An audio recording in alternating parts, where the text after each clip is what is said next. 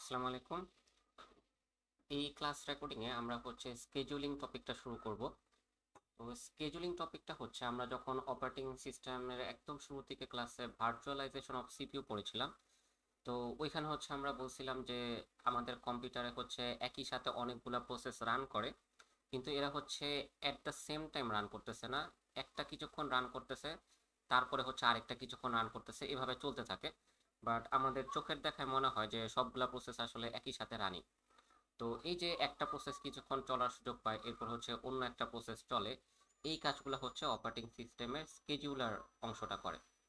তো এই স্কেডিউলার অংশটা কিভাবে হচ্ছে এই স্কেডিউলিং এর কাজগুলো করে, সেই পলিসিগুলো কি কি বা সেই অ্যালগোরিদমগুলো কি কি, সেই জিনিসগুলো হচ্ছে আমরা এই টপিকে দেখব, চ্যাপ্টার 7 এবং চ্যাপ্টার 8 মিলায়। তো এখানে হচ্ছে আমরা 5টা অ্যালগোরিদম দেখব। সেটা হচ্ছে ফার্স্ট ইন ফার্স্ট আউট, তারপর হচ্ছে শর্টেস্ট অফ ফার্স্ট, এরপরে হচ্ছে shortest time to completion first, তারপর হচ্ছে রাউন্ড রবিন, আর পরবর্তী চ্যাপ্টারে হচ্ছে আমরা মাল্টি লেভেল ফিডব্যাক কিউ দেখব। ওকে। সো আমরা স্কেজুলিং পড়ার আগে আমাদের হচ্ছে কিছু অ্যাজাম্পশন আছে। তো অ্যাজাম্পশনগুলো অ্যাকচুয়ালি কেন দরকার, যে আমরা হচ্ছে যে স্কেজুলিং অ্যালগোরিদমগুলো দেখতেছি, এগুলো হচ্ছে বর্তমানে যেভাবে স্কেজুলিং করা হয় একদম শুরুতে 30-40 বছর আগে যখন হচ্ছে স্কেজুলিং অ্যালগোরিদমগুলো ডেভেলপ করা হয়েছে, একদম শুরু থেকে কিন্তু এরকম সব কিছু চিন্তা করে ডেভেলপ করা হয়নি।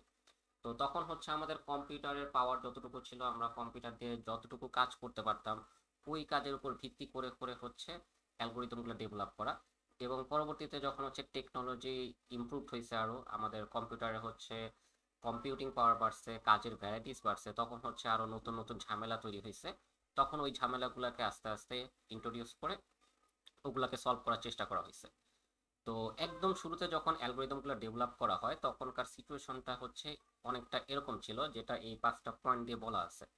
তো এই 5টা পয়েন্টকে হচ্ছে আমরা অ্যাজাম্পশন ধরে নিয়ে অ্যালগোরিদমগুলো ডেভেলপ করা শুরু করব। এবং আস্তে আস্তে হচ্ছে আমরা একটা একটা করে অ্যাজাম্পশন ব্রেক করব, যে এটা হচ্ছে বর্তমানে আর এভাবে হয় না। সো তখন আস্তে আস্তে আমরা রিয়েলিটির দিকে ফিরে আসবো এবং দেখব যে ওই কারণে কি সমস্যা ইন্ট্রোডিউস হয় এবং সেটাকে কিভাবে সলভ করা যায়।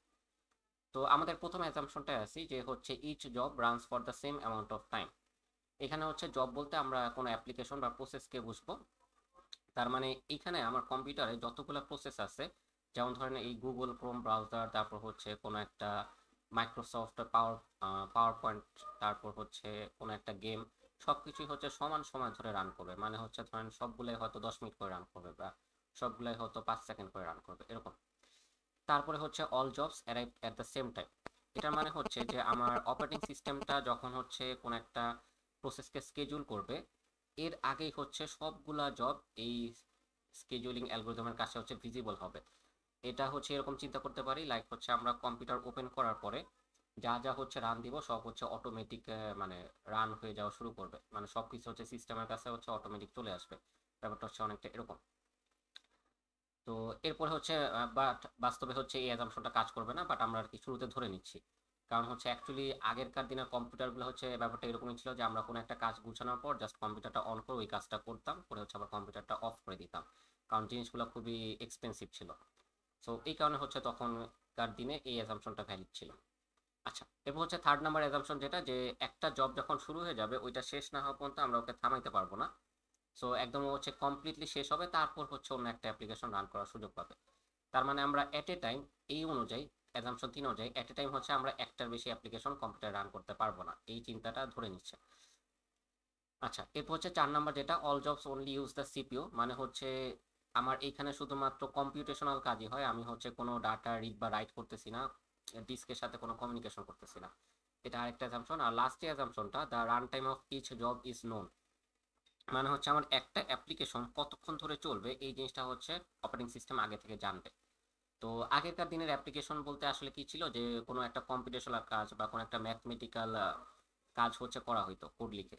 তো ওই ক্ষেত্রে হচ্ছে কোডটা রান দেওয়ার পর প্রত্যেকটা ইনস্ট্রাকশন এক্সিকিউট হইতে কতক্ষণ সময় লাগে, আর ওইখানে টোটাল কয়টা ইনস্ট্রাকশন আছে, ওই জিনিসগুলো ক্যালকুলেট করে রান টাইম হচ্ছে আগে থেকে জানা যেত। বাট এখনকার দিনে তো হচ্ছে একটা অ্যাপ্লিকেশন কতক্ষণ চলবে এটা অনেকটা ইউজারের সাথে ডিপেন্ডেন্ট। তো এখন হচ্ছে ওইসব কিছু আর আগে থেকে জানা যায় না, বাট তখনকার দিনের জন্য এই অ্যাজাম্পশনটা একটু ভ্যালিড ছিল। বাট পরবর্তীতে আমরা দেখবো এই অ্যাজাম্পশনটা যদি না থাকে তাহলে কিভাবে এই জিনিসগুলো করা যায়। তো মোটামুটি হচ্ছে এই 5টা অ্যাজাম্পশন নিয়ে আমরা হচ্ছে অ্যালগোরিদমগুলো দেখা শুরু করব। এবং আস্তে আস্তে দেখবো যে সবগুলো অ্যাজাম্পশনই আমরা ব্রেক করে করে আস্তে আস্তে রিয়েলিটির দিকে ফিরে আসতে পারতেছি। ওকে, সো এখন আমরা যে স্কেজুলিং অ্যালগোরিদমগুলো পড়বো, এখন স্কেজুলিং অ্যালগোরিদম কোনটার পারফরমেন্স ভালো সেটা আমরা কিভাবে জাজ করব। যেমন হচ্ছে আমরা ডাটা স্ট্রাকচার অ্যালগোরিদমে একটা অ্যালগোরিদম কতটুকু ভালো সেটা হচ্ছে টাইম কমপ্লেক্সিটি বা স্পেস কমপ্লেক্সিটি দিয়ে হচ্ছে চেক করতাম। তো সিমিলারলি স্কেজুলিং এর ক্ষেত্রে অ্যালগোরিদমটা কতটুকু ভালো হবে সেটা হচ্ছে মেজার করার জন্য যে মেট্রিক সেটাকে বলতেছি হচ্ছে টার্ন অ্যারাউন্ড টাইম। তো টার্ন অ্যারাউন্ড টাইমটা হচ্ছে যে আমার একটা প্রসেস সিস্টেমে যখন প্রথমবার আসতেছে আর একটা প্রসেস যখন হচ্ছে কমপ্লিটলি রান করে গেছে, এর মাঝখানে যে টাইম গ্যাপটা সেটাই হচ্ছে আমার টার্ন অ্যারাউন্ড টাইম, টি কমপ্লিশন মাইনাস হচ্ছে টি অ্যারাইভাল। তো এটা যদি হচ্ছে আমরা একটু ডায়াগ্রাম দিয়ে দেখি, যে আমরা হচ্ছে একটা প্রসেস ডায়াগ্রাম করছিলাম আগে। তো ওইখানে ডায়াগ্রামটা কি ছিল যে একদম শুরুতে হচ্ছে আমাদের এমব্রায়ো স্টেট থাকে, এই এমব্রায়ো স্টেট থেকে হচ্ছে রিসোর্স অ্যালোকেশনের পর আমার প্রসেসটা হচ্ছে রেডি স্টেটে আসে। তাহলে এই যে রেডি স্টেটে আসলো এটাই হচ্ছে প্রথমবার সিস্টেমে একটা প্রসেসের আসার সময়। তাহলে এই ট্রানজিশনের যেই সময় হচ্ছে তাকে আমরা হচ্ছে টি অ্যারাইভাল বলতেছি। তো এরপর হচ্ছে প্রসেসটা রান করে, রান করার সময় হচ্ছে স্কেজুল হয়, স্কেজুল হয়ে সেটা হচ্ছে রানিং স্টেটে যায়। তো এরপর হচ্ছে আবার ডিস্কেজুল হয়ে তখন রেডি স্টেটে আসে। তো এরকম হচ্ছে আমরা দেখছিলাম এবং ফাইনালি এক সময় যে সেটা হচ্ছে শেষ হয়ে জুম্বি স্টেটে যায় বা ফাইনাল স্টেটে যায়। তো এই যে হচ্ছে যখন ফাইনাল স্টেট বা জুম্বি স্টেটে যাচ্ছে রানিং স্টেট থেকে, সেই সময়টাকে হচ্ছে আমরা বলতেছি টি কমপ্লিশন।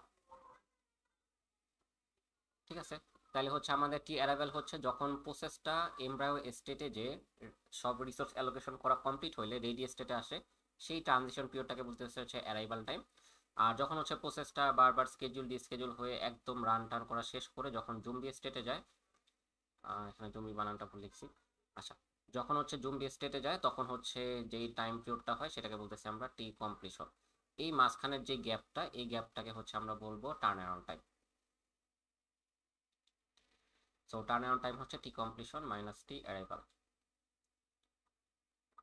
ওকে, তো এই সবগুলো অ্যাজাম্পশন মেনে নিয়ে আমরা হচ্ছে প্রথম যে অ্যালগোরিদমটা দেখতেছি সেটাকে বলতেছি ফার্স্ট ইন ফার্স্ট আউট অথবা ফার্স্ট কাম ফার্স্ট সার্ভ। তো এটা হচ্ছে অনেকটা কিউ এর মতো চিন্তা করেন, যে কিউতে হচ্ছে প্রথমে যে আগে আসে সে হচ্ছে আগে সার্ভিস নেওয়ার সুযোগ পায়, যে পরে আসে সে পরে সুযোগ পায়। তো অনেকটা ওইটার মতো। তো এখানে হচ্ছে আমরা ধরলাম যে আমাদের তিনটা জবস আছে এবং হচ্ছে এরা একই সময় সিস্টেমে চলে আসে। আমাদের যে অ্যাজাম্পশন 2 ছিল, অ্যাজাম্পশন 2 অনুযায়ী হচ্ছে ওরা একই সময় সিস্টেমে চলে আসে। সো সেই ক্ষেত্রে আমাদের হচ্ছে এই যে তিনটা প্রসেস আছে, এই তিনটা প্রসেসের মধ্যে আমরা হচ্ছে এ কে আগে রান করার সুযোগ দিছি, তারপর বি কে, তারপর সি কে। আর আমাদের যে হচ্ছে প্রথম অ্যাজাম্পশনটা আছে, প্রথম অ্যাজাম্পশন অনুযায়ী দেখেন যে আমাদের প্রত্যেকটা প্রসেস হচ্ছে সমান সময় ধরে রান করবে। এই কারণে হচ্ছে আমাদের প্রত্যেকটা প্রসেসের যে রান টাইমটা সেম, প্রত্যেকটাই হচ্ছে 10 সেকেন্ড করে রান করার সুযোগ পাইছে। আর এরপরে হচ্ছে আমাদের যে থার্ড অ্যাজাম্পশনটা ছিল যে একটা প্রসেস একবার রান করা শুরু হয়ে গেলে ওইটা শেষ না হওয়া পর্যন্ত ওকে আর থামানো হবে না। এই জন্য দেখেন একটা প্রসেস হচ্ছে রান করা শুরু হয়েছে, শেষ না হওয়া পর্যন্ত ওকে আর থামানো হয় নাই, শেষ হওয়ার পরে অন্য একটা প্রসেস রান করার সুযোগ পাইছে। তো আমি সাজেস্ট করবো হচ্ছে এই অ্যালগোরিদমগুলো দেখার সময় আপনারা হচ্ছে অ্যাজাম্পশনগুলো একটু খাতায় লিখে নিন, তাহলে হচ্ছে রিলেট করতে সুবিধা হবে আমি যখন রেফারেন্স দিতেছি। ওকে, তাহলে এর ভিত্তিতে আমরা যদি হচ্ছে এবার টার্ন অ্যারাউন্ড টাইমটা হিসাব করি, তাহলে প্রসেস এ সে হচ্ছে প্রত্যেকটা প্রসেসই হচ্ছে আমার সিস্টেমে আসছে 0তম সেকেন্ডে, ঠিক আছে, কিন্তু হচ্ছে এক একজন এক এক সময় রান করার সুযোগ পাইছে। তো প্রথম প্রসেসটা শেষ হয়েছে 10 সেকেন্ড সময়, ওর জন্য হচ্ছে টার্ন অ্যারাউন্ড টাইম 10। দ্বিতীয় প্রসেসটা শেষ হয়েছে 20 সেকেন্ড সময়, বাট সিস্টেমে আসছিল হচ্ছে 0তম সময় সেকেন্ডে। এই কারণে হচ্ছে এইখানে কমপ্লিশনের যে গ্যাপটা সেটা হচ্ছে 20 সেকেন্ড, তাহলে ওর জন্য টার্ন অ্যারাউন্ড টাইম হচ্ছে 20। আর সি শেষ হয়েছে হচ্ছে 30-এ এবং সেটা সিস্টেমে আসছিল 0তম সেকেন্ডে, এই কারণে টার্ন অ্যারাউন্ড টাইম হচ্ছে 30। এটা যদি আমরা অ্যাভারেজ করি তাহলে হচ্ছে অন অ্যাভারেজ এই অ্যালগোরিদমের ভিত্তিতে এই তিনটা প্রসেসের জন্য আমার হচ্ছে 20 সেকেন্ড করে সময় লাগতেছে একটা প্রসেস কমপ্লিট করতে। তো এরপর যদি হচ্ছে আমরা একটা অ্যাজাম্পশন ব্রেক করে একটু রিয়েলিটির দিকে ব্যাক করি, যে each job runs at the same runs for the same amount time, এটা আমাদের প্রথম অ্যাজাম্পশন ছিল। এই অ্যাজাম্পশনটা হচ্ছে আমরা এখন রিল্যাক্স করলাম, যে এখন হচ্ছে ধরে নিচ্ছি যে আসলে হচ্ছে প্রত্যেকটা অ্যাপ্লিকেশন সমান সময় ধরে রান করে না, কোনোটা কম সময় রান করবে, কোনটা বেশি সময় রান করবে, এখন হচ্ছে এটাই স্বাভাবিক। তো এটা যদি হয় তাহলে কি ঝামেলাটা আসে ফিফো অ্যালগোরিদমে। তো এখানে যে ঝামেলাটা হয় যে আমরা প্রথমে যে প্রসেসকে রান করার সুযোগ দিছি, সেই প্রসেসটা যদি অনেক বড় প্রসেস হয় এবং পরে যদি হচ্ছে ছোট ছোট প্রসেস থাকে, তাহলে এই ছোট প্রসেসগুলা এই বড় প্রসেসের জন্য দেখেন অনেক পরে যে রান করার সুযোগ পায়, যে ওদের হচ্ছে শেষ করতে মাত্র 10 সেকেন্ড লাগতো, কিন্তু ওরা যেহেতু অনেক পরে রান করার সুযোগ পাইছে এই কারণে ওরা হচ্ছে 110তম সেকেন্ডে যে বি প্রসেসটা শেষ হয়েছে। সি প্রসেসটা শেষ হইতে মাত্র 10 সেকেন্ড লাগে, কিন্তু ও যেহেতু অনেক পরে যে রান করার সুযোগ পাইছে এর জন্য ও 120তম সেকেন্ডে যে শেষ হয়েছে। তাহলে এই ক্ষেত্রে আমরা যদি এভারেজ টার্ন অ্যারাউন্ড টাইম বের করি, যে প্রসেস এর জন্য হচ্ছে 100 সেকেন্ড, প্রসেস বি এর জন্য হচ্ছে যে 110 মাইনাস শূন্য 110 সেকেন্ড, আর প্রসেস সি এর জন্য হচ্ছে 120 মাইনাস শূন্য 120 সেকেন্ড, এটাকে অ্যাভারেজ করলে হচ্ছে অন অ্যাভারেজ 110 সেকেন্ড লাগে। তার মানে এই অ্যালগোরিদমে আমার এই তিনটা প্রসেসের মধ্যে একটা প্রসেস যদি অনেক বড় হয়ে যায়, তাহলে দেখতেছি হচ্ছে আমাদের অ্যাভারেজ টার্ন অ্যারাউন্ড টাইমটা অনেক বেড়ে যাচ্ছে।